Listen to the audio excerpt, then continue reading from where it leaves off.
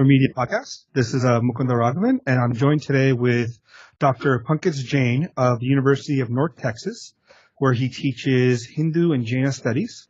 And along with that, he has recently started a new organization called Center for Indic Studies. Is that correct, Dr. Jain? Yeah, American Academy of Indic Studies. Yeah, American Academy of Indic Studies. Dr. Jain, I kind of brought you on the program today to discuss a few things. You're our first interview with anybody, so congratulations on that. If that's any sort of accolade, it's not, but it's more of it's our introductory. So it's good to have you on because I think one of the big topics we're discussing today is ecology and the nature of especially recently with the UN report with climate change. Yeah. I think what you're going to say today is actually have a lot of impetus for people. So before we get into that, can you give us a little bit of background on yourself, where you come from, your education, and so on? Yeah, as you said, I'm an associate professor of philosophy and religion in the Department of Philosophy and Religion at the University of North Texas in Dallas area. I've been here for the last 8 years. I taught, before coming here, I taught at NC State. Before that, I finished my PhD in the Department of Religious Studies.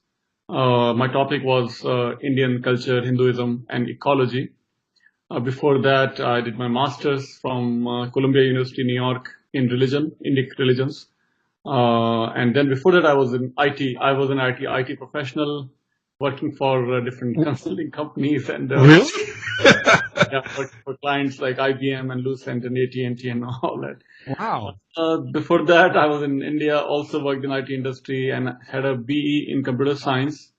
And I was born in Rajasthan, a place, small town called Pali near Jodhpur, where I was born, and did my schooling and everything there in Rajasthan. Then did my engineering in computer science from Karnataka, and then came after a few years working in IT industry in India. I came to this country in 1996. Yeah. Wow, that's a really interesting background. I mean, so I'm going to ask a few questions about this if you don't mind. So you were born and raised in Rajasthan, right? And is your last name Jain? Is that pretty typical of Rajasthanis? From what I understood, mostly Gujaratis had that last name. No, so I was actually Jain last name. Okay, question is small, but answer can be very long. I'll try to be as brief as possible. Sure. Jain is a common last name for people who are born in Jain tradition. So many North Indians have this last name. Also, even in South India. Sure. Not just in Gujarat, but also Rajasthan, Delhi, UP, Karnataka, wherever Jains are. Jainism is one of the most ancient religions in the world. In addition to Hinduism and Buddhism started, of course, in India. Jainism also started in India. And it's similar to, many things in Jainism are similar to Buddhism and Hinduism. So I was born in that tradition. That's why my last name is Jain. Okay. Yeah. Okay. I mean, I did not know that many people have the last name Jain. It's actually really interesting. So you did your schooling there, and were you educated in Sanskrit or the traditions at the time, or was it like a later interest that you got into? No, Sanskrit actually. Since childhood, I had deep interest in literature, history, social studies, Hindi language, and Sanskrit language. Also, I had starting from my 6th grade in Rajasthan. So I studied Sanskrit in 6th grade, 7th, 8th, 9th, 10th, and then 12th. So wow. Several years. And then, of course, Hindi is very close to Sanskrit in terms of vocabulary and even in some aspects of grammar and so on. So I had that interest since childhood. That's why I could switch from computer science to religion in America when I came here, because of that passion that I had since childhood.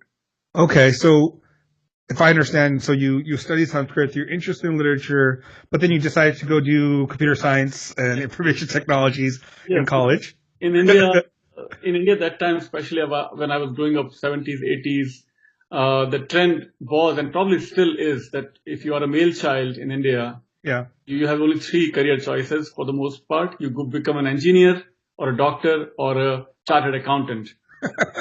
My father was an engineer. He just retired recently. He was still working.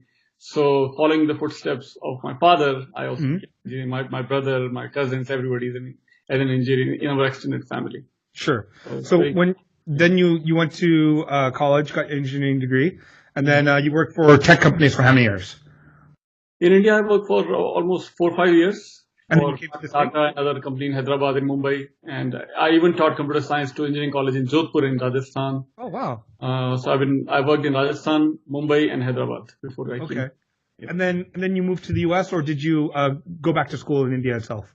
No, I just BE computer science from India, then worked in IT industry in India. Yeah. Then came here straight away on H-1B visa in 1996. Okay, and then you continued to work here for a few more years in the tech industry. Yeah. So what kind of prompted you to take that shift from tech into the liberal arts, Hindu studies? Leaving India in 96, 95, 96, I started feeling that I'm going to miss my heritage forever. The heritage that has given me so much in terms of the language, the texts, then music, and so on. So as I came here, I joined. I was part of some couple of spiritual organizations, and that sort of rekindled my fire. And I decided to take the full plunge and just renounce the IT career completely and became a full-time student at Columbia. And that really fired my passion even further. And then I kept applying for PhD, and I got into PhD with fund scholarship and everything at University of Iowa. So it worked out in the end. It was a lot of struggle, a lot of hard work, but it worked out with I guess that was my destiny. And you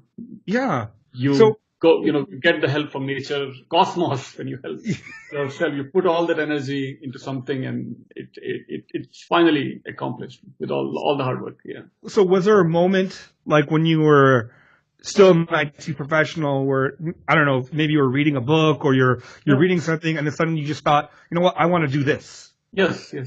Yeah, definitely. I was observing a lot of, there was some controversies among Indian Americans on one side, and all the misportrayal or in some unintended misportrayal of Indic traditions in academia. And I thought with my passion and interest in Sanskrit language and Indic traditions, maybe I can try to do my part to correctly portray Indic traditions and Indic culture. So I'm guessing this was during the time of the California book textbook issue? No, that came even later. I was an observer of these controversies since 1990, 1998, 1999, when Kali's Child book came out. Yes. About Paramahamsa Ramakrishna, yeah. Yeah, around that time, yeah. That was, I think, I started observing those things from 1998, 1999 onwards. Yeah, and then I got my green card in 2002, and then I became a student at Columbia. So, yeah. The moment you mentioned Columbia, I thought about something. I think we actually connected at some point way back in 2000. Because I remember having a couple emails back and forth with you because I was in New York at the same time. And I think you were just doing your PhD program or starting your master's program. And I don't recall the full conversation, but it was about like the Indic text and stuff like that at that time. From August 2002 to May 2003, just less than a year. In Columbia. Yeah. Okay, so I think this was right after when you were doing your PhD. You were asking for some information. From 2004 to 2008. That's right around the time. I totally recall. I think it was like 2006 or something, 2007, where I had some communications with you. But that's another topic. But yeah, so that's a really interesting background. So, what did you do your PhD thesis on or in? Yeah, so PhD thesis, I decided to focus on 3 communities that have been working for their natural resources. They have been saving their environmental resources for centuries, not because of climate change, not because they watched Al Gore's documentary Inconvenient Truth, because their gurus or their scripture, their texts have mentioned some nice things about the environment, that be vegetarian, be protectful, be protectors of flora and fauna in your areas. Okay. That's why they think it's all their part of their dharma and their traditions. So they have been doing these things. So those three communities became the focus of my PhD dissertation. That became my first book. Okay, so we'll jump into that in a few minutes. I just want to spend a little bit more time on your background. So now you're at the University of North Texas, right? Yes. Yes. So what is it you're teaching there? I teach culture and ecology of India, South Asia, Asia, religion and ecology of Asia, world religions. Okay. History of philosophy and religion in India. This spring I'll be teaching American religions for the first time. Just wow. Just to focus on American religions. So Hinduism in America, Buddhism in America, Christianity, of course, in America, Judaism, Islam in America. Sure. I'll be teaching. Then online course on world religions I'll be teaching. I'll be teaching a full-fledged course on Jainism, also third or fourth time here in. Wow. So for your Jainism class or even your Hinduism classes, how many people would you probably get in your class? Right. So here, many people are not aware probably that there is a BA in religion in many American universities. You can have a major in religion. Yeah. You have a major in religion. When you are doing BA in religion, you need to take all the courses on religion. Right. People take courses on world religions. People take courses on my course, such as on Indian religions, and so on. Okay. So there are many. It's one of the fastest growing majors in America on religion. BA. Oh, wow. Yes. Okay. So is there a particular class that you wish you could teach that you haven't taught yet? No, I think I've been teaching now for last more than a decade. Yeah. At UNT and NC State, and I have taught Bollywood, I've taught Jainism, Hinduism, of course, Buddhism, Sanskrit language, Hindi language, world religions, Asian history. I think I've covered them all. A pretty big gamut. That's good. So, did you happen to go to the conference in Chicago this year? Oh yeah, I went to not the World Hindu Congress, but there was second congress just after that. Okay. I went to a conference called ISOL, Integrating Spirituality with Leadership, organizational leadership. So I went. Okay, interesting. Conference. Interesting. That was right on 9/11, September 11th this year in Chicago when Swami Vivekananda had given his historic lecture in 1893. Okay. Very day we were at that in Chicago. Oh, that was like the day after the World Hindu Congress conference, yes. Right? Yes. Okay. World Excellent. Hindu Congress was already over by September, I think 9th. Okay. We started from September 11th, right, on that same day. Yes. Sure. So I think I just want to delve a couple more questions into the background, then we'll jump into the book and your thesis. So as you indicated, you're Jain. So but you also teach Hindu studies, and I'm guessing that you spent a lot of time going through the Hindu texts and so on and so forth. What do you see as the relationship between the two faiths? And additionally, what aspects or do you take of both in your own personal life or what it is? Yeah, it's an interesting phenomenon in India that you don't really make watertight compartments between Hinduism and Jainism, or Hinduism and Buddhism, or even and so on, which is very different in Abrahamic religions. If you are a Jew, you cannot be a Christian. If you are a Muslim, you cannot be a Jew, and vice versa. Although all three are Abrahamic religions, right? But the three Dharmic traditions, Hinduism, Buddhism, and Jainism, I think are much more open, and there's a lot of give and take happening, a lot of overlaps, the idea of karma, idea of reincarnation, and so on. So in my own family, actually, my father prefers to believe that he's a Jain. My mother thinks she is a Hindu, but are very open and receptive of each other's faiths or practices.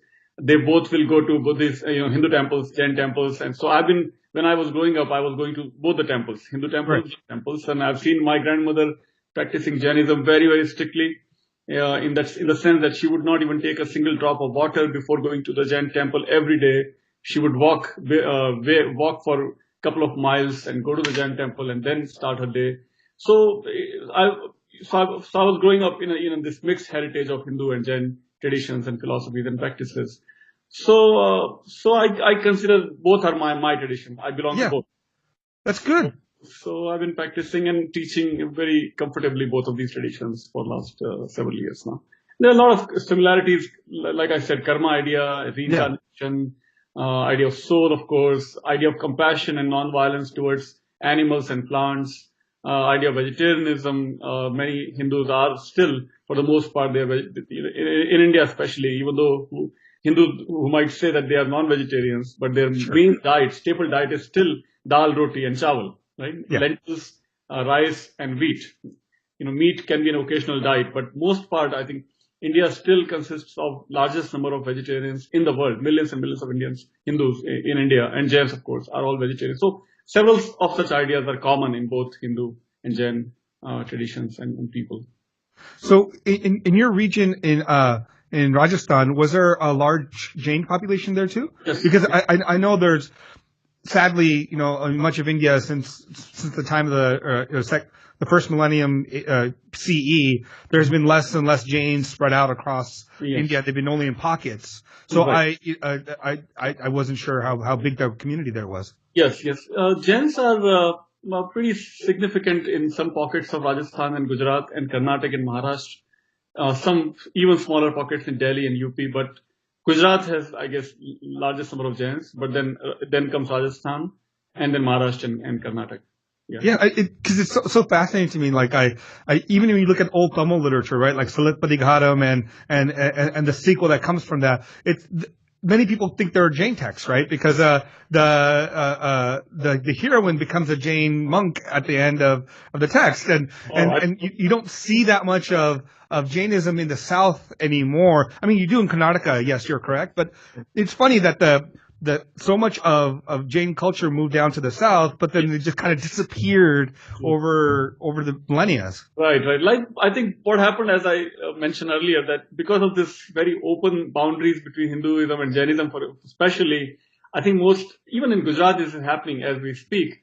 Several Jains are just Jains in Gujarat for the namesake. Yeah. For the most part, they are Hindus. They go to Dandiya and Garba and Navratri and go to Vaishnav temples and Vaishnavite practices. So many Jains, even in Gujarat, have become more Hindus than they are Jains. And then, of course, they will go to Jain temples also. But even inside Jain temples, especially the Shwetambar sect, the Jain practices that are happening, so-called Jain practices that are happening inside the Jain temples, some of them at least, are really based on Hindu ideas of arti and fire ritual and lamp. And so it's very, very Hinduized Jains. Even today in Gujarat. So that's probably what happened in Tamil Nadu. Yeah. Many Jains became Hindus and they didn't even know that was happening because of overarching or very dominant and even more Hindu ideas are more popular, more easier to practice in some way than Jain ideas. Jainism means you have to strictly follow the life that my grandmother led. Not even water before going to the temple and renouncing a lot of your favorite food. Even among vegetarian items, you're supposed to renounce all the root vegetables. That's right. No onion, no garlic, no radish, no carrot. So no eggplant. So there's a lot of restrictions in Jain diet, for example. So Hindu is more common and more popular. Probably one of the reasons. But I think it's interesting how you say that the Hinduization happens because. Like from its core, both Hinduism and Jainism are so intertwined with each other, right? Like with Arishanemi is Krishna's cousin, and they have like this like relationship of it's so like switching back and forth in many ways seems, I mean, probably very fluid that people, like you said, people won't think about it. And then even the dietary habits, right? Like a lot of onions, garlic are not considered sattvic. So like a lot of Vaishnavites won't eat like onion, garlic, and this and that. So there's like there is this syncretic nature between the two. Yeah, exactly. Yes. But I always think it's like, cause in the U.S., I think, while the Jains do have, they'll do arati, they do ras garba, do all that. They have a very unique Jain identity in the U.S., which I don't think is as strong in India. Actually, it's becoming a stronger identity in India as we speak because recently, just a couple of years back, Jainism has been declared officially as a minority religion for the first time in the history of India. Now, so Jains I guess they're trying to become even more conscious of their identity as a separate minority religion. With all what do you think about that come for a minority religion in India. So, I mean, what's your thoughts on that? I guess the separation from the larger whole, like, because a lot of groups are doing that too, right? The Lingayites in Karnataka were doing it, and there's a few other ones doing it too. Right. You're right. Yeah, it's all mostly politicized forms of these smaller groups like Lingas is totally Hindu, part of Hindu tradition for thousands of years. It's a Shaiva tradition. Yeah. Suddenly they say we are a separate minority religion. Doesn't make any sense. But Jainism is a bit more different from Lingayat phenomenon, because Jainism is a distinct philosophy, distinct cosmology, Yes. distinct set of gods and goddesses. There are no gods and goddesses, technically speaking. They're all 24 Tirthankaras, and there is a separate time cycle and so on, separate text, separate language even. But even with all that, I think it's not 100% right to say that they are separate religions, Hinduism and Jainism, because religion itself is a Western idea. There is no such thing as religion in Indian languages. None of the Indian languages have the word, anything that comes close to religion. There is no such word. The words that are really used, all languages, Tamil and Telugu and Sanskrit and Hindi and Asamiya or Bengali, all the languages have the term dharma.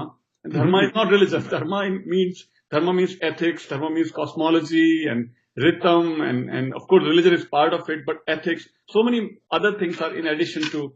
Religion is a very restrictive term, where in the beginning, like we mentioned, Jews are not Christians. In that sense, religion is a very concrete, crisp boundary line for economic religions. That's not the case in India, or even Asian traditions. Other Asian traditions also have very open boundaries, like Shinto and Buddhist in Japan are very similar phenomenon, and Taoism, Confucianism, and Buddhism also very similar phenomenon in China. Sure. So it's very problematic to say that should Confucianism and Taoism and Buddhism should be three separate religions in China. That would be so confusing, and that utterly wrong for China. Yeah. To say that Shinto and Buddhism are two separate religions in Japan would be utterly wrong for Japan. Similarly, to say that Hinduism, Buddhism, and Jainism, or even let's just say Hinduism, Buddhism, and Jainism, should they be three separate religions in India? That would be utterly wrong also, because there's so much give and take, so many common similar. Like, for example, all Jains love to celebrate Diwali. They love to worship Lakshmi. Who doesn't want more Lakshmi? And even Saraswati. So those are Hindu goddesses, if one might say, but they are part of the Jain tradition also, because they are also associated with several Jain Tirthankaras. Padmavati, one of the most popular, prominent goddesses in the Jain tradition is Padmavati. Now, goddesses and gods are not really very common, not really officially to be worshipped in the temples, but these goddesses are the guardian deities for the Tirthankaras. Oh. Tirthankaras are the most prominent role models for Jains, but they have these associated gods and goddesses, those who come and protect when they are doing meditation and doing all these austere practices. So Padmavati is associated with one of the Tirthankaras.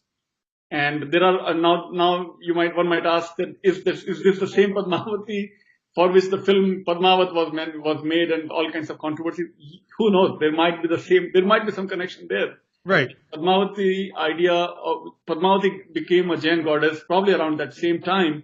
Interesting. When the Padmini was entering the fire sacrifice when Alauddin attacks. Who knows? I mean, there is no clear evidence for that. Right. But there might be some connections there. I mean, but Padmavati is also a name of Lakshmi too, right? So it's could it have been another form of Lakshmi that the Jains? Actually, you're right. That could be true also. So all these again, these open boundaries, always give and take. They're like Ganga and Yamuna of Indian. That's right. Hinduism and Jainism, or you might say Vedic tradition and Shramana tradition. Yeah, I was about to say exactly the same, right? So it's like I think the dating a lot of these texts or these traditions are probably very conservatively wrong, because in my head, probably a Jaina tradition has probably been alongside the Vedic traditions for a very long time, right? Because as a Shramana sect, there's been along with the Jivikas and there are a few other ones, right? You have the stream of other thought that were. I think the Upanishads were kind of going towards that, but we're not fully, right? Because it's the forest dwelling, the people that decide to contemplate, that want to be away from the city and away from society, because it allows your mind to be a little more expressive and connecting with the world, the universe. Yeah. So I think these Shramana traditions were more ancient than we actually think they are. They're much more ancient. They did not start with Buddhism or Buddha, or even Mahavira, right? Because Mahavira itself is the last one. We have clear evidence for a Tirthankar that is prior to Mahavira, that is Parshvanath. That is clearly established in archaeology also. Really? Definitely the Buddha. Sorry? When was this established? I didn't know this. About 250 years before Mahavira. Oh, wow. Parshvanath was 23rd Tirthankar. Yes. Mahavira was 24th Tirthankar. Mahavira is supposed to be, at least for some part, he was contemporary of the Buddha. Yes. Buddhism, of course, started with the Buddha, but Jainism did not start with Mahavira. We have Parshvanath and 22 more Tirthankars before Parshvanath. There are 24 total Tirthankars in the Jain tradition, but we have evidence of last two that they existed. Yes. Absolutely. I want to spend a lot more time talking about Jainism because I love the concepts of the Vasudeva, Prativasudeva, the Chakravartin. Those are ideas I think like a lot of Jains don't even know. Yeah. And it's just something I think is really interesting and fascinating to discuss. But I don't know if we should do that now or set that like another conversation for Jainism. Yeah, where you prefer. Well, I think we could come back to that at the end or maybe another conversation. But I really want to get into your book, your Dharma and Ecology. So let's break it down. Let's first talk about the cover of the book at least. Yes, I have it too here. Oh, you have okay. So this is a book that was actually it came out first edition came out in 2011. Yeah. And it's based on my PhD dissertation research. And okay, you got I got the hard copy. Okay. So as I was trying to explain that for my PhD research, easier for me would have been to pick up some Sanskrit manuscript and translate it and be done with it. But I wanted something which is not just theoretical or not just philosophical, but some research that is anthropological in nature, ethnographical in my research methodology that I wanted to prefer, because I wanted to show that it's not just in books. Yeah. Whatever we are saying about Hindu tradition, oh, this is great and that is great and we love nature and so on. Yes, but where is the evidence? So for evidence, we need to go and look at the communities, how they're living for these centuries. So I went back to India for my research, spent a lot of time in Rajasthan and Gujarat, observed Swadhyaya communities and Bishnoi villages and Bhil villages in Rajasthan and Gujarat and MP border, and took a lot of pictures, interviewed a lot of people, and went to their temples and actually saw all these in action, how exactly they are trying to save their flora and fauna wherever they are. So very evidence-based research, not just theoretical and not just, ivory tower research or right. So it's very from the ground report from the field. That is, I wanted to do this kind of research where we can say with evidence that Hindu ideas have impacted the lives of millions of these people, and they are trying to save their ecology. They are trying to save their environmental resources. Not again, as I said, not because they're worried about global warming, not as a reactionary force, but a very proactive measure because it's part of their dharma, it's part of their traditions.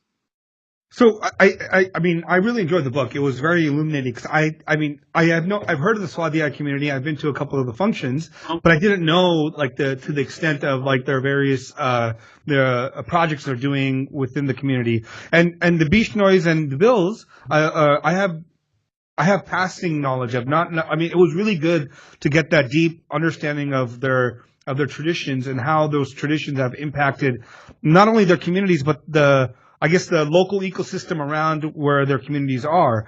So, before I want to get into talking about each of them, I think it's important to kind of break down your title, right? Dharma and then ecology. So let's talk about what the easier of the two is, which is ecology, and then we'll get into the little tougher of the Dharma. So, why ecology? Can you give us kind of a definition of what you're meaning here? Yeah, study of the ecosystem, study of the relationship of humans and their ecosystem is, in a way, we can define ecology.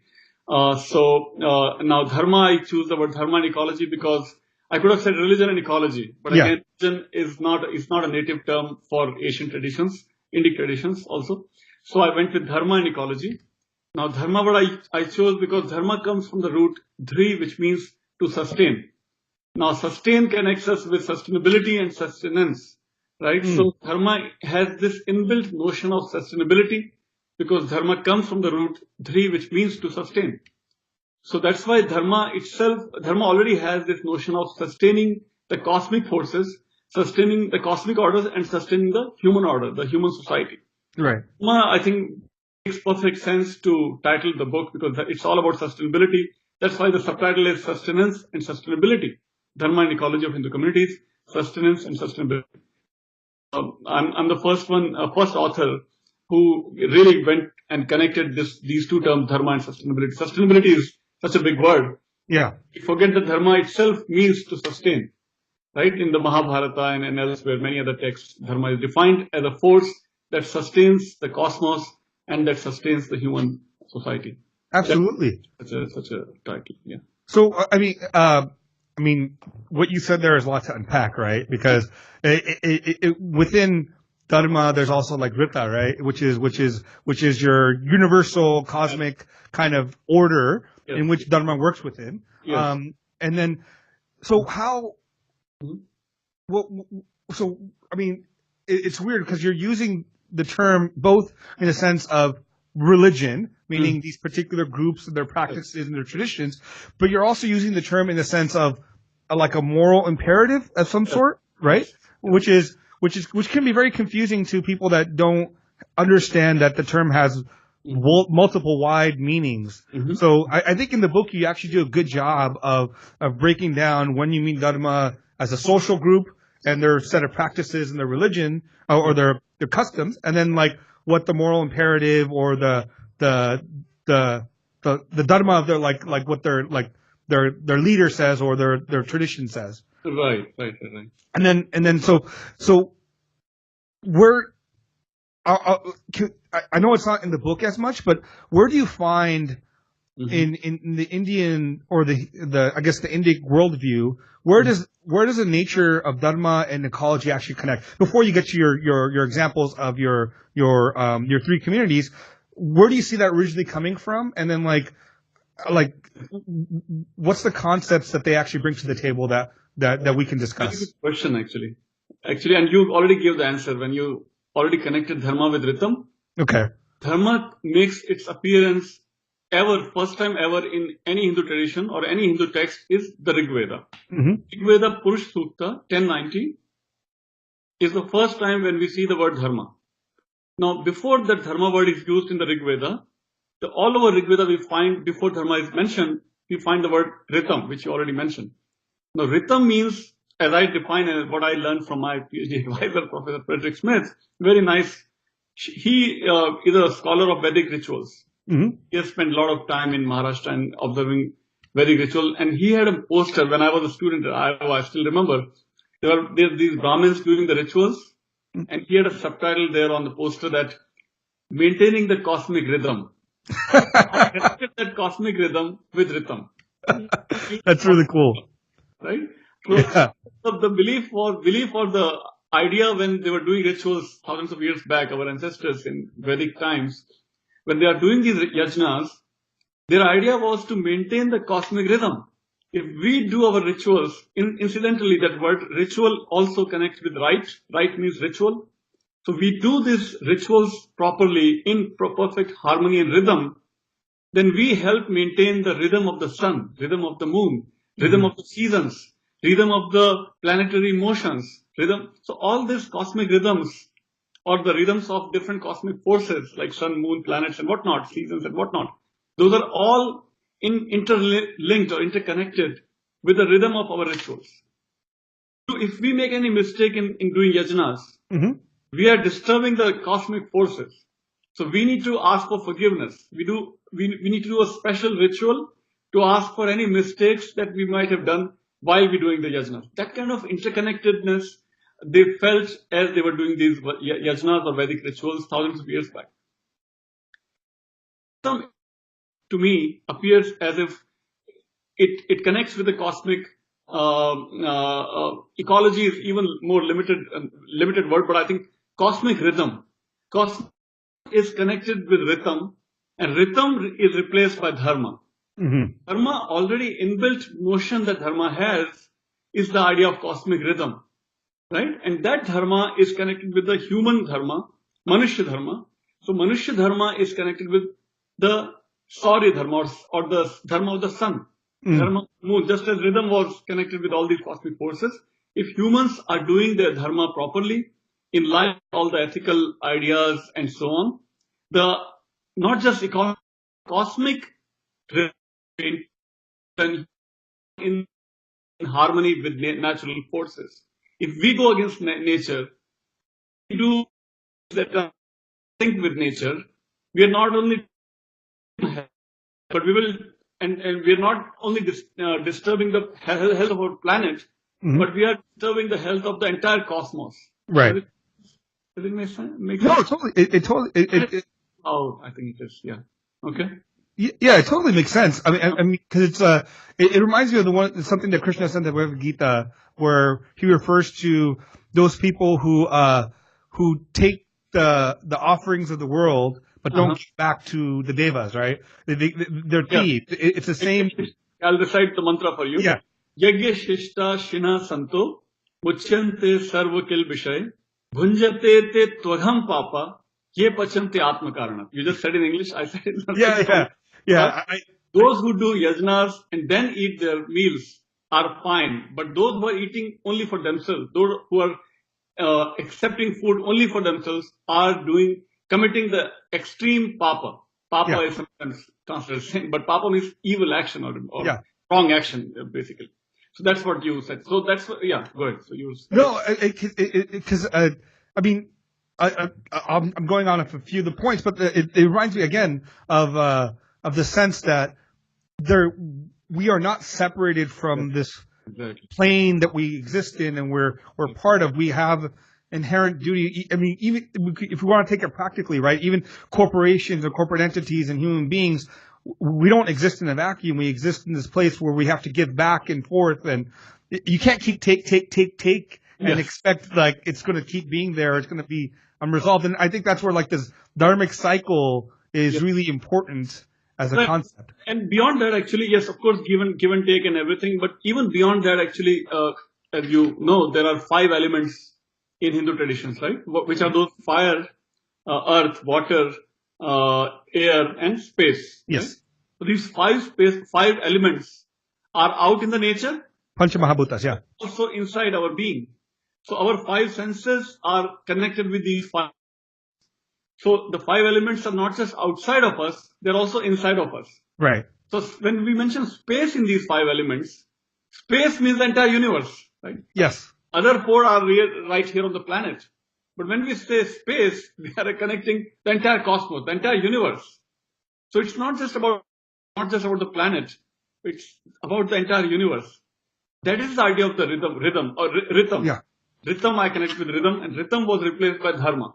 Yes. The dharma of human being is not just for taking care of our own health or the health of our planet, but the health of the entire universe. Everything is interconnected. It's just something amazingly beautiful connections are so beautifully interlinked. Oh, yeah. Elements and the rhythm and whatnot. So going to your case studies, let's start with the oldest group that we have, which, I mean, I guess the Bhils would be the oldest group in terms historically, but I mean, is there historical evidence for how far can we go back with the Bhils in their sense of Dharma and ecology? Okay, all right, yeah, that's a great question again, because you actually read the book, so you can come with some really good questions. Bhils are actually, if you look at the Indian term, Bhils are one of the Adivasi groups. Now, Adivasi literally simply means, Adi means the primordial or aborigines, right? Those who were the first indigenous people on that land are called as Adivasi, means dwellers, right? The earliest dwellers. So Bhils, of course, are one of the Adivasis, or Indian Constitution defines them as one of the scheduled tribes, right? So these are the people that have been living inside the nature, inside the forests for thousands of years. So to them, words such as dharma may not exist. They may not be using Sanskrit scriptures or Sanskrit texts, but this is all oral. Everything is oral tradition for them. They have their own mythological narratives and legends and stories and songs and whatnot. But the way they've been living for thousands of years are living inside the forests, right? So for them, taking care of ecology is, it's not even, they may not even have to say that. Yeah. Life, right? They are inside the forest. They must protect the forest for their very survival. That's as simple as that. So they're living. Forest is part of their being. They are part of the forest. So it's also interconnected without using the conscious philosophical terms like Sure. rhythm, dharma. That's what they are like, and that is very similar to the Native American people in North America, South America. Wherever they are part of the south. They are part of the forests and lakes and rivers and whatnot, animals and whatnot. So that's kind of the community that Bhils are. So when did they first get into, I guess, prominence within the scripture? I mean, I know they're not prominent within scripture, but when the text, when did they start becoming a place where you can start talking about them in terms of what their ideas were or thoughts were? Yeah, it's very hard to pinpoint at a certain point of time when we suddenly become conscious of dharma and ecology. But what I found from anthropological study that I did with these communities, it was very similar to what is happening in the Bishnoi communities or the Swadhyaya community, Bishnoi and Swadhyaya communities. Is that India is not a environmental haven by any chance, by any stretch, contemporary India. So what we find is that thousands of trees are all gone in the villages around Bhil communities. But the interesting thing is that wherever there is a temple, let's say there is a Hanuman temple or a Shiva temple or a Devi temple, around that temple, there is a dense forest that stays intact because of the temple. That is what I found so interesting. Now, some of the names of the gods and goddesses may not be using Sanskrit terms. Sure. So but they do recognize that this is still form of some Hanuman, some Shiva, or some Devi, or whatever.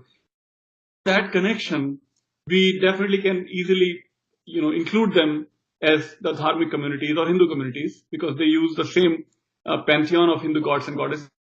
Use the local forms of those pan-Indian or pan-Hindu.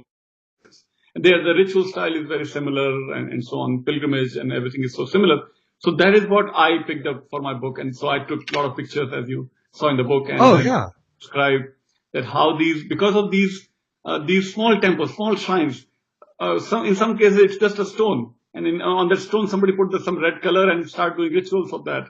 That becomes a temple. Now, because of the temple, the forest, small, dense piece of forest, portion of forest, it remains intact around the temple. So that's what I show in the book. What did based on your research with the Bhil community, what did you think was the reason why they kept the forest around or even thought about connecting? Because of the temple. Because so what I'm saying is, what was the connection with the temple and the forest? Why was it important for them to have a forest around the temple? Why? Because all those trees now belong to the god or goddess, Devi or.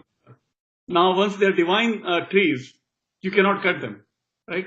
Even while outside trees can be cut, but if the tree is part of the temple, then you can no longer cut them. So it becomes a sacred grove. And sacred grove is another very interesting feature across India and even across the world. Yeah. Where because of some temples, some faith in some local deities, that the trees are not cut. Trees are protected because of the faith in god or goddess. So that is what we see in the Bhil communities. So in the Bhil community, so the trees in that area are sanctified by the presence of the deity, but other trees are open season, right? So it's a very local kind of sense. Yes. So in the Bhil community, would there be many temples, or would there be like one central temple? And many. There is no one central temple. Okay. As I said, there are some versions of Shiva, some versions of Hanuman, some versions of Devi, and then they can be all kinds of local names, in local languages, and there could be many temples around these smaller local gods and goddesses. So, because in the book you've indicated, so as they became more, I guess we can use the word Brahmanized, or I think that's the scholarly term they use for a lot of this. As they became, did their practices change? Or from before, or was it kind of a continuity? Some parts of the same. Some things change as part of what has happened. What I call as the Bhagat movements in the Bhil communities also. So Bhagat movements, what they did is that some local sage or local saintly person will come to their communities and start spreading vegetarianism or do not smoke, do not consume alcohol, or consumption of alcohol, reduce the consumption of smoking, reduce the consumption of meat eating. Mm-hmm. Those are kind of reformative movements have appeared in the Bhil community also. So some parts of the tradition remain the same. Some things change because of these reformative ideas that have been happening for last couple of centuries in the Bhil villages also. Yes. But did their ecological practices change at all from that transition? Ecological practices, I think the biggest impact on all the forests across India, including the Bhil villages, was the biggest sort of intervention or really seismic changes that came first time was the British time. Mm-hmm. When British needed the large trees to be cut off for building the train network, that impacted all the villages across India, including the Bhil villages. Because they needed all the lands to lay down the railroad. They needed all the trees to build the coaches.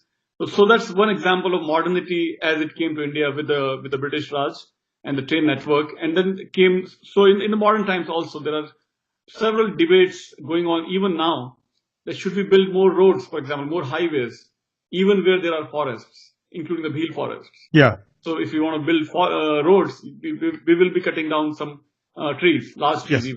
Ancient trees. So these modern forces have forced upon themselves on these villages where we're losing forests. So that has impacted Bhil villages also. Okay. And then I know there's like a growing movement of conversion within these Adivasi communities and other I guess jatis across or groups across India.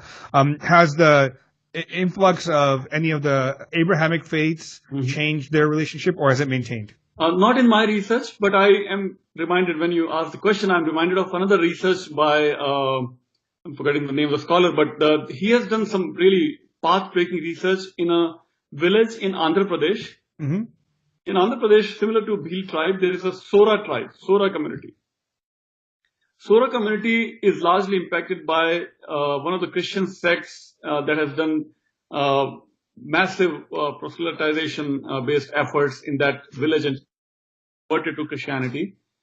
And in that article and even a documentary that he produced called Loss of the Rememberers, which means when people became Christian in that community, they lost their connection to the local natural resources. Earlier, they were very quite in sync with the local natural resources, local plants, flora and fauna. But as they became Christians, they lost that connection. And maybe in the later on comment section, I can share the exact reference. Sure. That I'm forgetting the name of the scholar. But yes, so that's one example when people lose their native tradition, when they lose their native heritage, and as they became Christian, they lost their connection to the nature. I think you actually touch upon this briefly in the introduction to your book about the different philosophies of ecology and how, like, for example, within a certain Abrahamic faith, the relationship between nature and God, nature and man is dictated by the terms of God, right? Like he says, basically, the entire world is for you to use to your benefit, except for, and you also point out, rightly so, the Assisian community of Francis of Assisi, his different philosophy towards nature. But can you explain a little bit more about like why that break? I mean, if you know, why that break in terms of cultural continuity and connection to the local environments happens when that conversion occurs? Like I mentioned already, right? For the Sora tribe example, when because to establish Christianity as better religion or better God, they have to make sure that all the faith that the local people have, that faith should not be directed towards their local plants, local mountains, local rivers, but it should be pointed only towards the Brahmic God of Christianity. So that probably might be the reason that all their reverence or spiritual connection that was directed towards so many different entities in the nature now pointed towards totally different deity. So the connection, I think, really becomes weakened with the natural resources because that would be a blasphemy in Christianity or all the Abrahamic religions to say that stone is divine, or to say that river is divine, or any tree is divine would be against the scripture. Right. That could be the reason, I think. You know, now that you bring it up, I think an interesting point. I mean, I just thought about this is the concept of tirtha, right? In the Hindu, Jain, and Buddhist traditions of locations across the country, which are usually, I think they're connected to nature, right? It's like a deity, but also a part of nature. Yes. Or some, like it might be a river or a mountain or something. Is that something that maybe the Bhils have kind of adopted in that sense, that these temples kind of like tirthas of sorts? Yeah. Do they take pilgrimages to those? For tirtha, again, they don't use the heavy Sanskrit words. Yeah. But of course, all their smaller temples or shrines are inside on the banks of some local rivers, and within deep dens inside the small local portions of the forests. So definitely, they are completely in harmony or in sync with their natural resources, which is difficult in Abrahamic religions. Yeah. Okay. Yeah. So now let's jump to the Bishnois, which are kind of gotten a lot of, I guess, promotion in the media, especially with the Salman Khan case, which you brought up, and then the major, the founding myth of where they got really big. Can you explain that myth about the trees and the 340 people? Yeah. But that's not the founding myth, actually. But founding myth is that of their founder himself, who lived in Rajasthan from around 1451. His name was Guru Jambheshwar, and when he was alive, when he was about 25 years of age, there was a very severe drought in Rajasthan. For 4, 5, 6 years, there was not a single drop of water. And thousands of people, animals were all dying, and people were craving for water and whatnot. In that scenario, Guru Jambheshwar, he sits on a sand dune. It's all desert. In that desert, he sits on a sand dune and goes on this mystical meditational mode for several days. And as he comes out of that meditation, he comes out with some kind of an enlightenment experience. In that, he concludes that humans and natures must live in sync, must live in harmony. And those of his teachings then eventually become the 29 rules that he gives to anybody who wants to become his disciple. They have to adopt these 29 rules. They became the founding principles of the Bishnoi community. So whatever he taught was preserved in his what are called as the Shabdas, or the statements by Guru Jambheshwar, and these 29 rules. And they still worship the same Hindu god Vishnu. And Vishnu is, Vishnu is worshipped here not in a murti, but is worshipped in a nirakar, as a nirgun nirakar Vishnu. So there is no statue or idol or murti in any of the Bishnoi temples, but there are Vedic rituals, right? The yajna and fire rituals, Vedic fire rituals are performed daily and monthly, even annually. There are some festivals when all Bishnois will gather together at a single secret temple, which is their pilgrimage place. So there are about 5 or 6 millions of Bishnois in total in India. But so many of them will come to this one place in Rajasthan and will do their rituals together.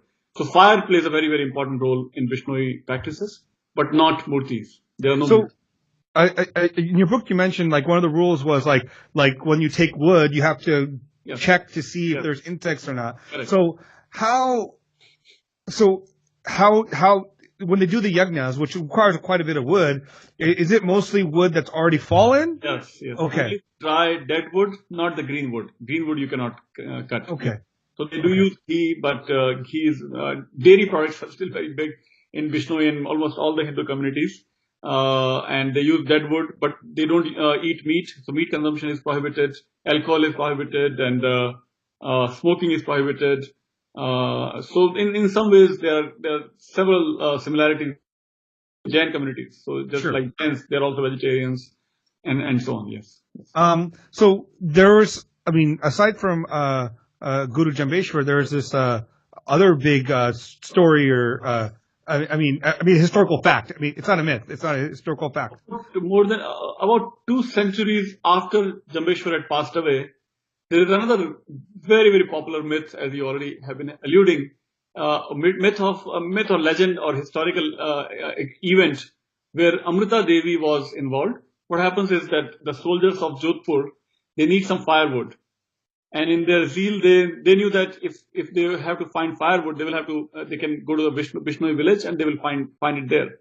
So they rushed to this Bishnoi village called Kejadli, near between Jodhpur and Pali, and as they start cutting this Kejadli tree, Amrita Devi rushes to the spot and she hugs this tree. So soldiers in their zeal, they kill Amrita Devi as they're cutting the tree.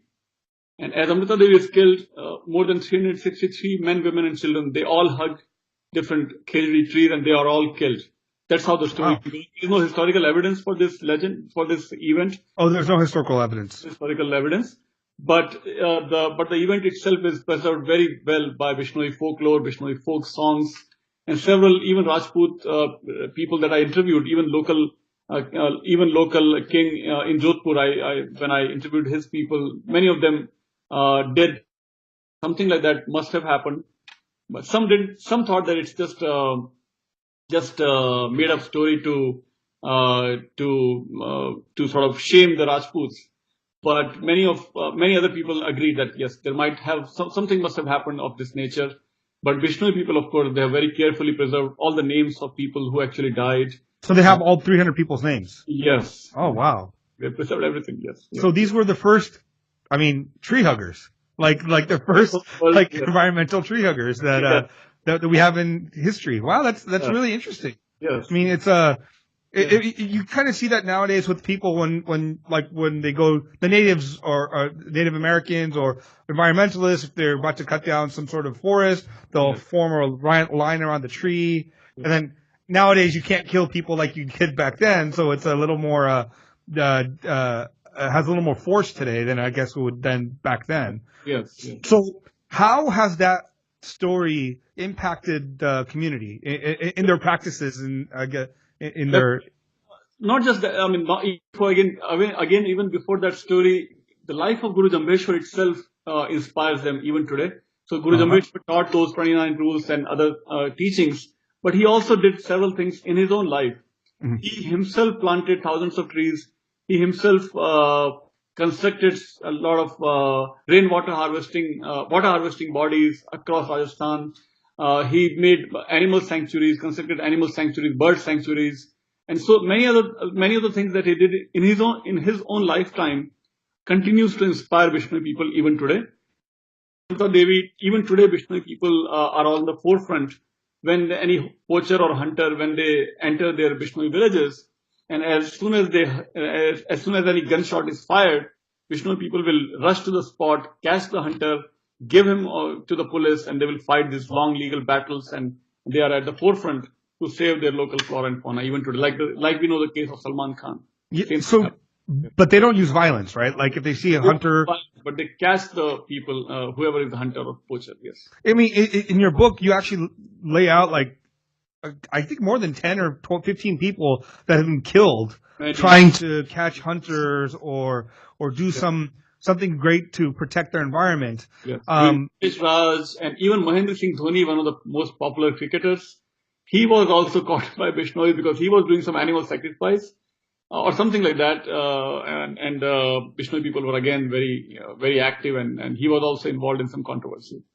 Even recently in my India trip, I went to India this summer 2018, and my Bishnoi friends told me that they were against fishing also in Haryana, a state called Haryana in North India. Yeah. When some people were fishing, and Bishnoi were again, trying to save fishers also. Who has given you the right to kill fish? So they're very active.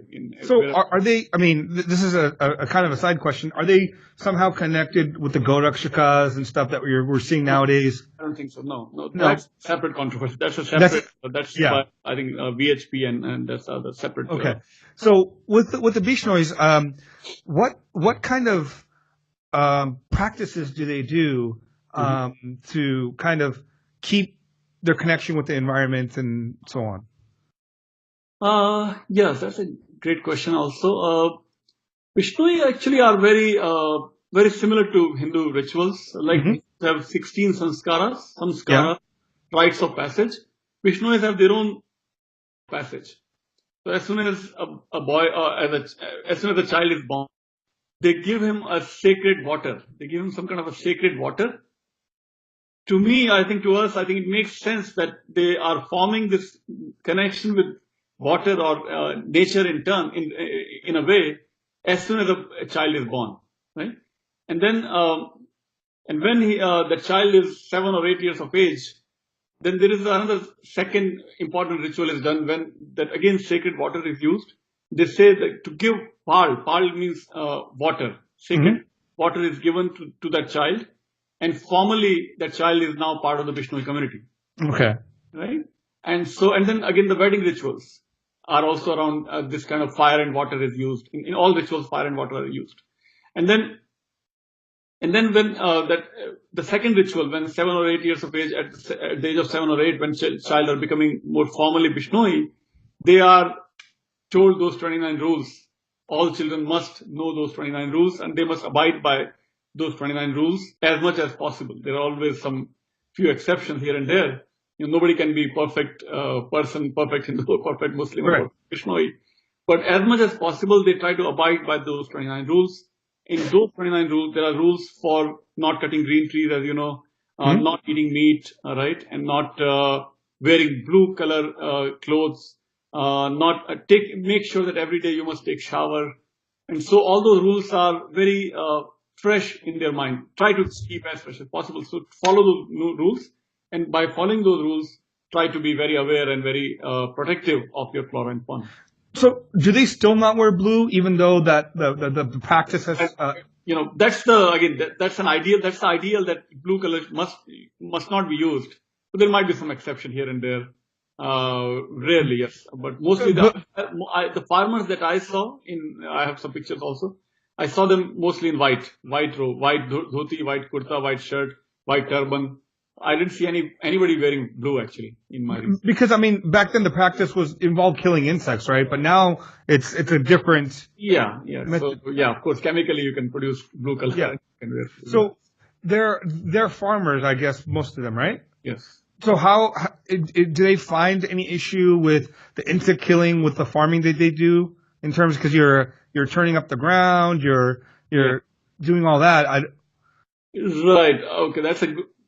I'm sure that there might be some, of course, there might be some violence involved, as you need to clear your fields and prepare the grounds for the next crop and so on. But good thing is that most of these villages, even today, are not industrialized farming, right? There is no Monsanto or That's good. Those big companies, throwing thousands of tons of chemical fertilizers or chemical pesticides. That's still not happening in these parts of Rajasthan. So most of them are still, bullock, using animals. They use animals to plow their field, and still very, traditional farming is still being used. But I cannot deny that there might be some violence involved. Sure. In this traditional way of farming. Yes. And so let's talk about the last group, the Swadhyaya, the most recent, right? They're 20th century. I mean, I guess late 19th century, early 20th century started. So they're a huge movement, right? They're global. I've been to a few of these Swadhyaya conferences. One in Anaheim when I was in college. I think it was Anaheim Convention Center was full. It was like 20,000 people, mostly Gujaratis who came and who saw. I think was he still alive at that time? Raji passed away in 2003. The founder. Yeah. So lived from 1920 to 2003. Yeah, so I saw him, I think 2001 or 2002. He came to Anaheim and there was a big group, and it was very nice. It was very interesting. I didn't know much about them aside from the fact that Swadhyaya means self-study, and they kind of but some of them do consider they're Hindu, but they're not like fully Hindu. They're they consider themselves Swadhyaya. I have called them Hindus. Yeah, I do too. But I did not know that they did so much work in terms of the ecology and working on water wells and tree sanctuaries. And can you kind of explain what they're doing and how they're doing that? Right, right. So, like Bhils and Bishnois, they are also not environmentalists. Swadhyaya people, I interviewed them, many of them, and everybody said we are not environmentalists. We don't care about climate change. We have nothing to do with biodiversity or algae and whatever the modern discourse is going on. They are, again, they keep saying, they say that they are just simply devotees, bhaktas. Yeah. We are doing our bhakti, devotion to God, devotion to, they use English word God, but what they mean is Ishvara or Vishnu or Krishna, or right, the Hindu ideas. But so anything that is happening to the environment is simply a byproduct. That is not Yeah. our focus. That is not our concern. We cannot fight climate change. We don't want to fight climate change. We are simply expressing our devotion to the Bhagwan, and whatever happens to the environment is simply a byproduct. So that's the constant response that I got from these people. So what they're doing as part of the devotion is they have constructed these what we might call as new sacred groves. Sacred grove. They are not. That's not the Swadhyaya term. Swadhyaya people, they call simply Vriksh Mandir. Vriksh Mandir means tree temple, or what we might compare it as sacred grove, because that entire farm or entire orchard or entire garden is a divine presence. That there is no fixed temple in these kind of places, but the entire garden, entire farm itself is divine. That itself is a temple. Vriksha Mandir. It's a mandir temple based on made up of vrikshas or trees. So there is no formal ritual, but the trees are taken care of with such reverence that trees are not only flourishing, but whatever produce that comes out of these trees, some mangoes or some fruits, that is also treated as prasad. And then when those fruits are sold, then money that is received is treated also as divine gift or divine blessing from Lakshmi. That Lakshmi is used for further philanthropic, charity, spiritual work in the villages or distributed with the needy people or whatever. So that's very beautifully they are constructing these new three temples. What Bishnoi people had done or Bhils have been doing, or other parts of India are also doing sacred groves. But Swadhyayas are constructing new sacred groves without calling them sacred grove. They call them as Vriksh Mandirs. Similarly, farming is done with the same idea. Yogeshwar Krishi. Krishi done in the name of Yogeshwar. Yogeshwar is one of the names of Krishna in Gita. Yeah. Then Nirmal Neer, water harvesting, rainwater harvesting. Again with the idea that earth is divine, water is divine. We should preserve this divine force as much as possible without letting it go waste. So all the water that is collected from the rain is preserved very nicely in local ponds and local tanks and whatnot. And then water is, of course, is useful for the village. Okay. Some of these examples, yeah, such examples, yes. So, how big is the impact that Swadhyaya, this movement has had in terms of, has there been an impact ecologically in the villages that they do this at, or has it kind of is it the same level across India? No, they are mostly most densely found in Gujarat and Madhya Pradesh, Rajasthan, Gujarat, Maharashtra, then Madhya Pradesh, Rajasthan, and Andhra Pradesh in that order. So wherever they are more in numbers, that village has definitely seen the impact. That village you will find much cleaner, much more unified, very less social problems, very less untouchability, and very nicely water problems are taken care of, and so on. So definitely wherever they are more in numbers, you will find that impact. Yes, definitely. It's interesting because, like, in your book, you also mentioned many times even Muslims would come and do things with Swadhyaya, and they would say like things like, we don't trust the government, we trust Swadhyaya people to take care of us. Yeah. And what's the principle behind that, and then and why is that occurring? It's because in some ways Swadhyaya people have said that for Muslims and Christians, I think they have this message that you can be Muslim and you can be a good Swadhyaya. You can be a Christian and you can be a good Swadhyaya. Because Swadhyaya idea is to express this devotion to your chosen deity.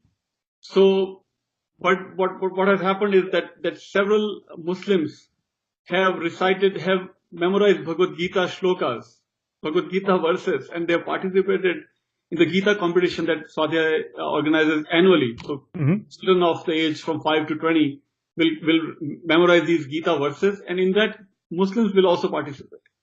Because I think at the most core of our texts, there is no boundary that Bhagavad Gita is only for Hindus or it's not for non-Hindus. It's beyond those boundaries. I think it's very transcendental. All our texts and our message philosophy covers the entire universe, really, right? Brahman and idea of Rhythm, as we were discussing earlier.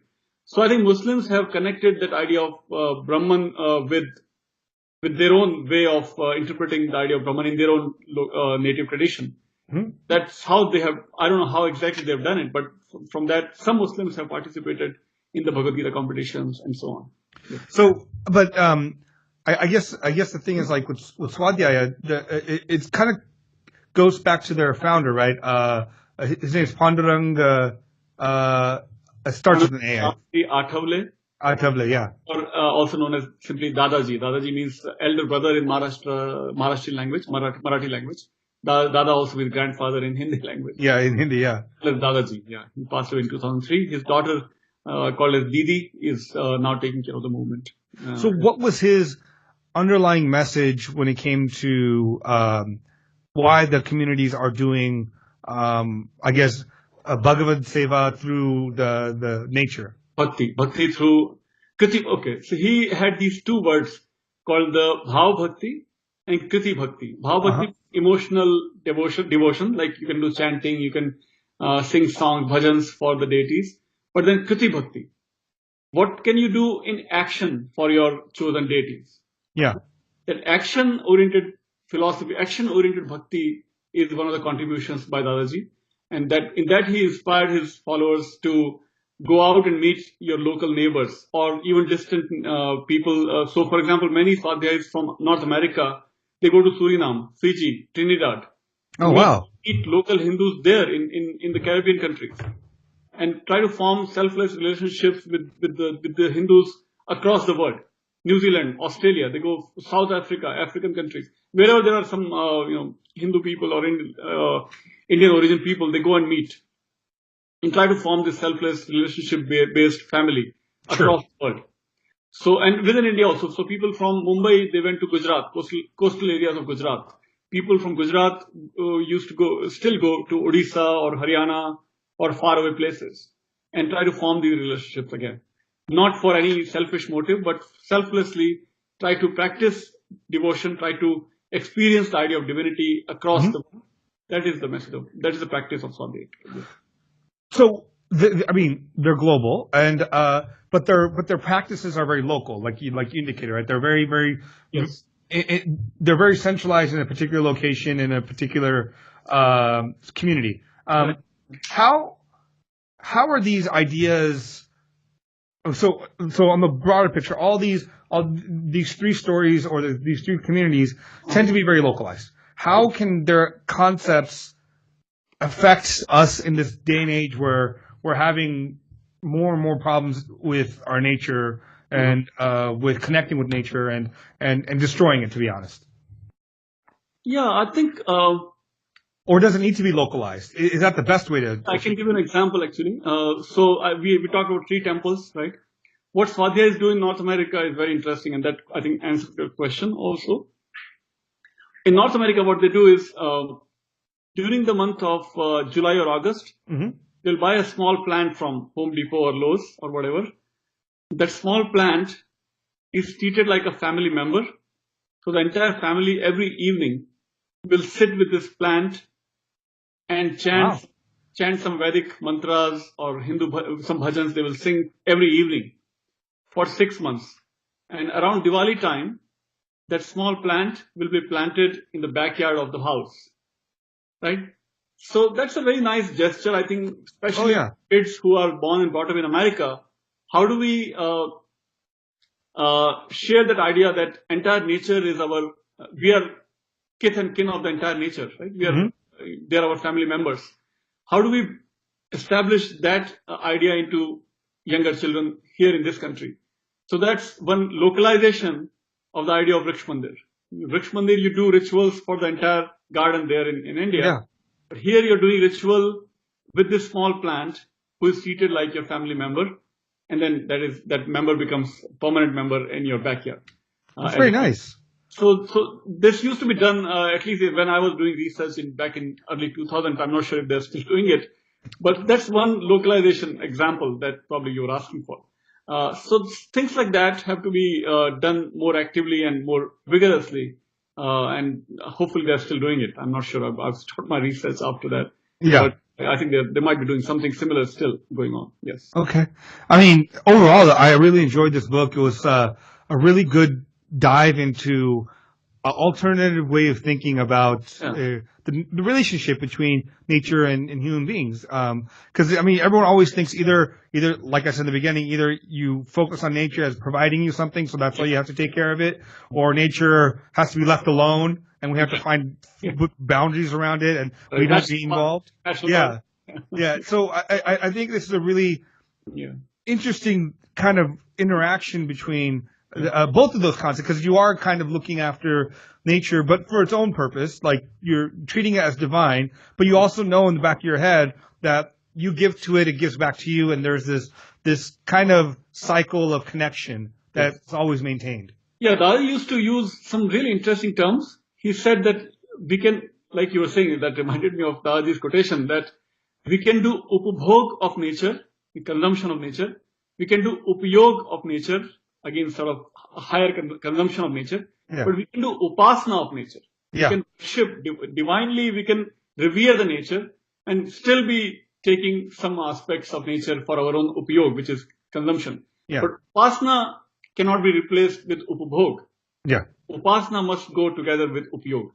So very nice upabhog, upayog, and upasana that Dad used to say. Yeah, I think it's a very great concept. I mean, looking at India now, I mean, the Swachh Bharat movement's good. The idea is good. I don't know what it's done. I don't, again, with trying to, like recently that, professor just passed away from, his, fast, over Ganga.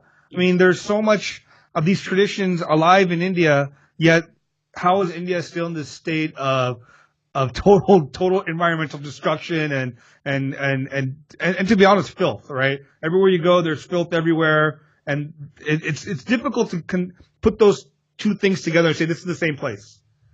Yeah, it has to be a mass movement. Like Swadhyaya movement is a localized movement in different pockets of India. The entire country has to rise up in this movement of cleanliness that they're trying to do it right now.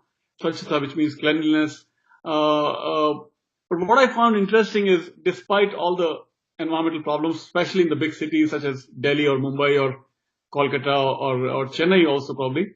Chennai I've not been in last several years, but Delhi, Mumbai I keep going for a number of times. I've been recently.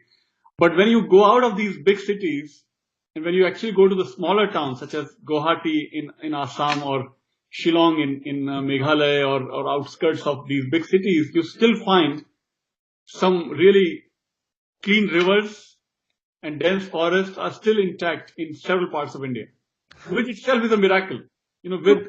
With 4 times more population than American population, and a third of the land size, less than 1/4 land area in America, still people are living in relatively still there's this harmony, and there's still India remains one of the topmost hotspots of biodiversity. With all the pressure from 1.25 billion people in India, you still see only place in Asia where you can find rhinoceros or lions or tigers are in India. That's true. I mean, China, that is very true. That with China, it's all gone. It's much of the flora and fauna, especially animals. I don't think there are rhinoceros or lions or tigers. They're all gone. Or just cross the border and go from India to Pakistan. In my research, so Bishnoi people are in Rajasthan desert on the border of India and Pakistan. So black bucks are very sacred, very important for Bishnoi people. But if you just cross the border and go to Pakistan, black bucks are all gone, wiped out. Really? Eating and meat eating and whatnot, they are wiped out in Pakistan. It was the same land before 1947. But because of the India's tradition of non-violence, vegetarianism, people like Bishnois and Swadhyayas and Bhil and so on, you still find the animals are intact. Lions are still intact. Tigers are actually increasing in numbers in India. They are. I read that. Because there are several other tribes that nobody has researched. I'm not researched at least. So there are several tribes that live in the forest with tigers. There are still communities that live with lions in Gujarat and with tigers in Madhya Pradesh, and so on, and with elephants in Bengal. Because of these people who have this intrinsic connection with local flora and fauna, and this such an interesting civilization, culture that still coexists with its nature. That's true. The filth does disgust us, right? Delhi, Mumbai, and whatnot. But if you go and look for these examples, you can still find them. No, I mean, I think you're right. You know, like I've been to the foothills of the Himalayas, and if you go a little bit higher, it's pristine, beautiful, clean. Yes. It's very nice. It's just it's a little jarring because you have to go so far outside of these areas. Example of Ganga, right? Ganges or Ganga. Ganga River is pretty polluted in a city like Kanpur in UP or lower plains areas, right?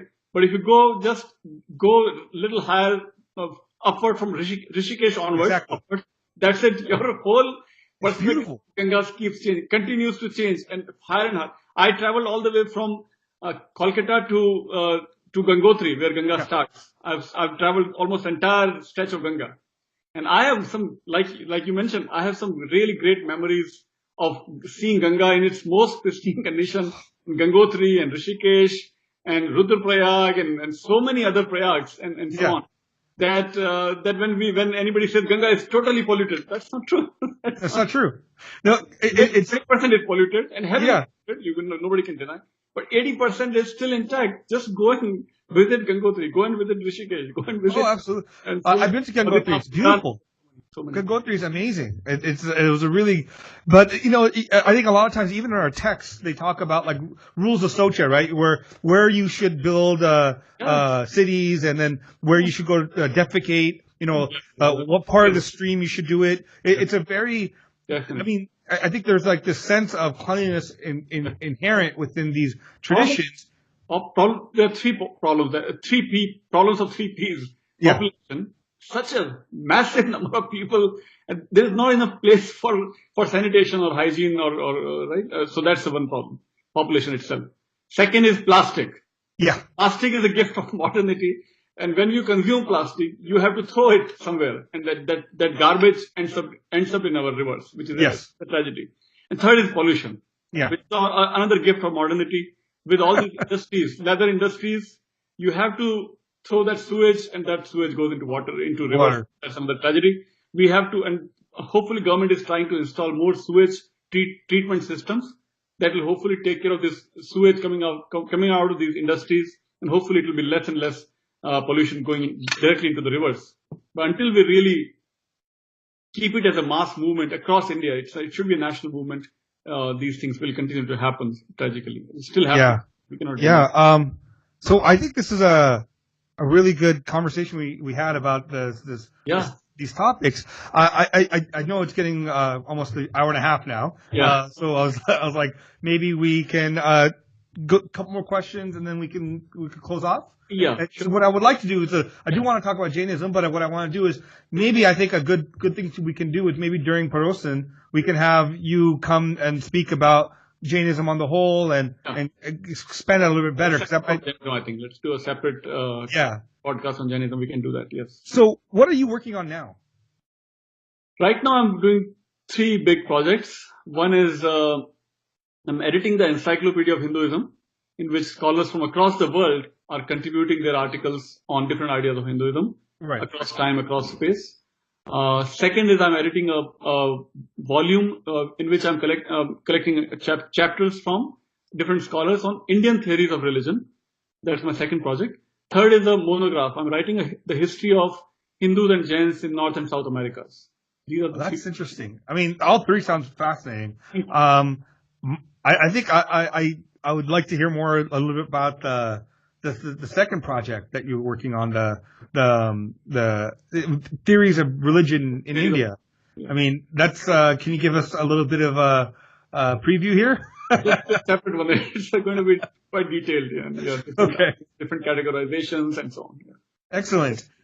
So I mean, I think other than that, it was a good conversation. If you have any, do you have, actually, what I want to ask you is, can you talk a little bit about the organization that you started and who's involved and what the purpose of that is? American Academy of Indic Studies is a network of scholars across the world who are interested in developing Indic ideas of philosophies and different ideas of Indic ideas of history, Indic ideas of economics, political science, and so on. So we are still working on it. We started a new journal just last spring, also connected with this new organization, and so we're still in our early stages of developing and doing conferences and so on. So who's involved with it on this project with you? Lavanya Vemsani is the chief editor of the journal that we started, and then there's Professor Jeffrey Long from Pennsylvania, Professor Arvind Sharma in Canada, and many other scholars in India. Oh, excellent! Yes. That's great. I mean, I'd love to see more output from you guys and read more and. But thank you for your time, Dr. Jain. I really appreciate it. If there's anything else that you want to plug or you want to talk about your websites or where they can reach you, or you can easily find my website on if they just Google for Pankaj Jain and UNT or Pankaj Jain religion ecology or Hinduism and ecology, Dharma and ecology. You can find my book is easily available on Amazon.com in India or here. And that can be found, and one can get that way, and Dharma and ecology of Hindu communities, and we'll talk more on different ideas, Absolutely. So thank you for your time today, and I look forward to talking to you again soon. Thank you. Yeah. You too. Take care. Bye. Goodbye.